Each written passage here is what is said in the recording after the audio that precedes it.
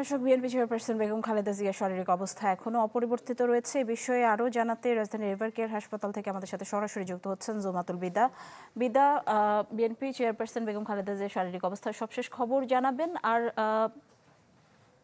জুবাইদা রহমানকে এই মুহূর্তে হাসপাতালে অবস্থান করছেন কিনা সেই বিষয়টিও জানাবেন। নতুন এবং ফিরে আসা গ্রাহকদের জন্য নগদে চলছে ক্যাশব্যাক সহ প্রতিদিন হাজারো উপহার জেতার সুযোগ। হবে আশা আর ফেরা, সারপ্রাইজ সেরা।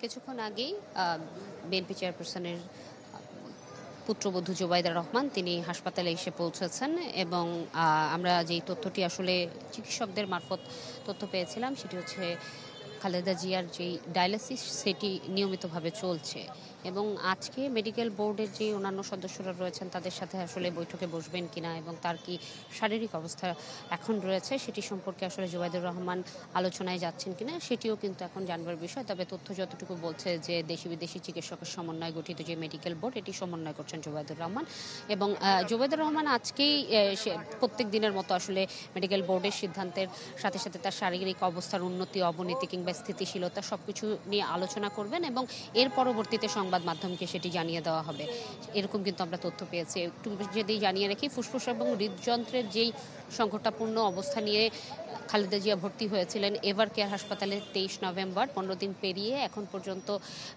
কিডনির নানা জটিলতা থেকে শুরু করে নিউমোনিয়া সংকটাপূর্ণ অবস্থা কিন্তু স্থিতিশীল রয়েছে এবং এই সংকটাপূর্ণ অবস্থায় ভিন দেশে উন্নত চিকিৎসার জন্য নিয়ে যাওয়ার যেই সময়সূচিটি, এই দখলটি আসলে তিনি শারীরিকভাবে নিতে পারবেন না সেটি গতকালই তার চিকিৎসকদের পক্ষ থেকে জানানো হয়েছিল।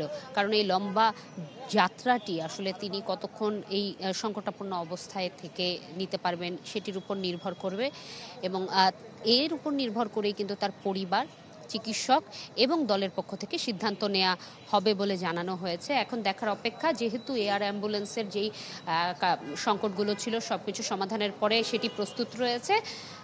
চিকিৎসক পরামর্শ দিলেই খালেদা জিয়াকে বিদেশে নিয়ে যাওয়ার ব্যবস্থাটি করা হবে বলে জানানো হয়েছে। এই ছিল আমার কাছে এখান থেকে সর্বশেষ। ধন্যবাদ আপনাকে। দর্শক, দেখছিলেন বিএনপি চেয়ারপারসন বেগম খালেদা জিয়ার শারীরিক অবস্থা এবং তার চিকিৎসার সবশেষ খবর জানাচ্ছিলেন জুমাতুল বিদা রাজধানীর এভার কেয়ার হাসপাতালের সামনে থেকে।